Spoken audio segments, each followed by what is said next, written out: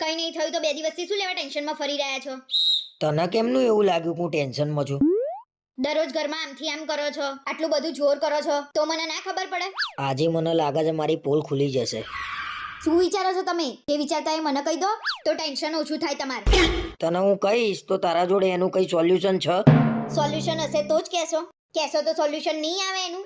મારા છે ને 2 દિવસ પહેલાની મેચમાં છે ને નુકસાન થઈ ગયું છે અને તું ગભરાઈ ના જાવ ને એટલે મેં તને કીધું નહીં. કેટલું નુકસાન કર્યું છે અને આ બધા ધંધા ક્યાંથી ચાલુ કર્યા છે? અરે 50,000 નું જ કર્યું તું અને પહેલી વાર જ કર્યું તું. મને એમ કે 50,000 ના 2-2.5 લાખ રૂપિયા આવે તો આપણું કામ થઈ જાય. કમાઈ લીધા? લાવો 2 લાખ. એક તો 50,000 આપવાનું ટેન્શન છે ને તું મારી મજાક ઉડાડું છું. તો શું લેવા આવો ધંધો કર્યો? મને પૂછ્યું હોત તોય હું ના પાડત કે આવો ધંધો ના કરાય એમ. એ તો 50,000 નું નુકસાન થયું ને તે મને આઈડિયા આવી ગયો તે મેં બંધ કરી દીધું રમવાનું.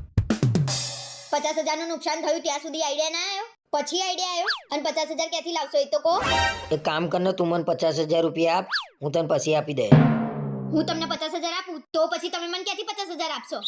અરે એ તો હવે બીજી મેચો આવે છે ને એમાં પૈસા કવર કરી લે ને તને આપી દે. કવર કરવામાં તો ઘર બાર બધું વેચાઈ જશે. વાત તો સાચી છે આની. આ ધંધામાં ઘર બાર વેચાઈ જ જાય.